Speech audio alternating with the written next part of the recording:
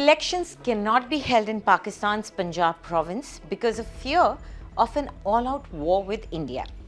This claim was made by the Pakistani Defence Ministry in a report submitted to their Supreme Court. This India threat and other cross-border threats was cited in it.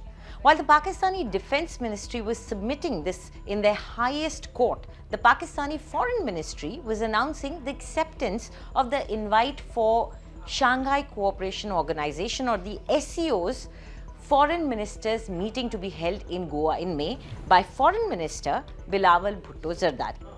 And then came the terror attack on the army vehicle in Poonch in Jammu and Kashmir. Now the question that everyone is asking is, will the invitation to Pakistan still stand? Will Bilawal come to India? All this is connected, but how?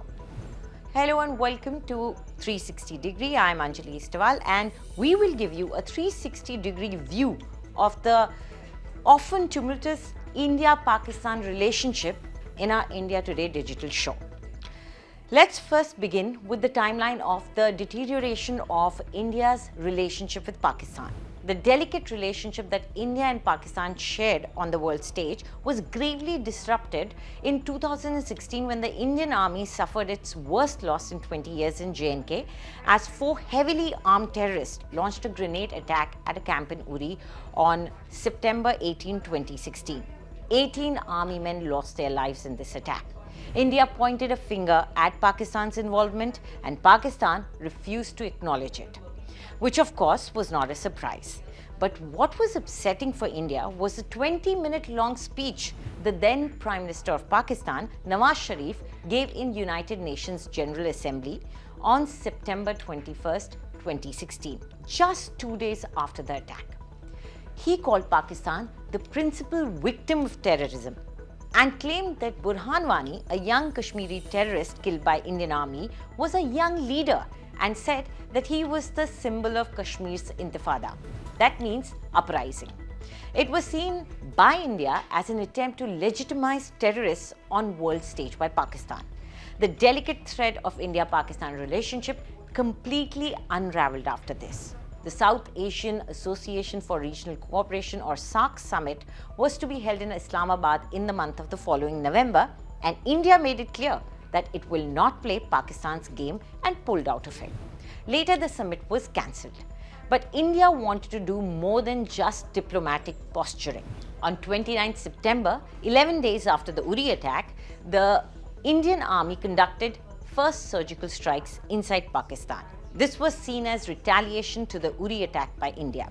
Since then, India has continued to isolate Pakistan on world stage. Due to its refusal to take part in SAARC, the biennial summit hasn't been held since the cancellation of Islamabad one in 2016.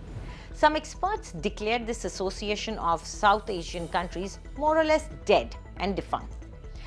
Now let's come back to the present. This will be the first time since 2016 that the most senior Foreign Office representative of Pakistan would be visiting India. Foreign Minister Bilawal Bhutto-Zardari will be the first Pakistani Foreign Minister to visit India in nearly 12 years.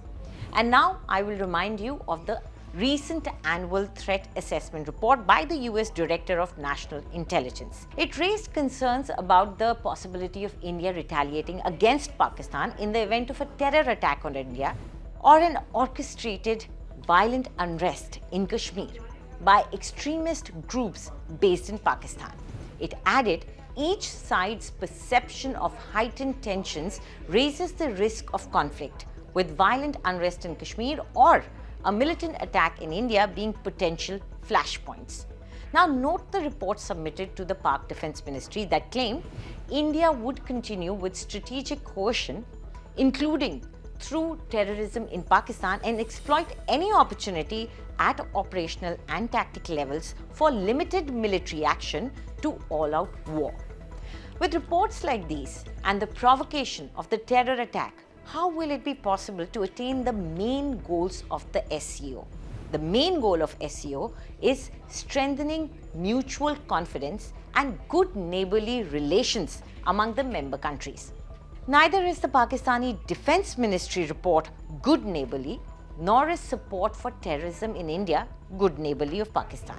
Pakistan will have to decide what's going to be its next move in what it called the global great game, where according to it, India enjoys primacy. It has to decide if it wants good neighborly relations or wants the constant threat of all-out war.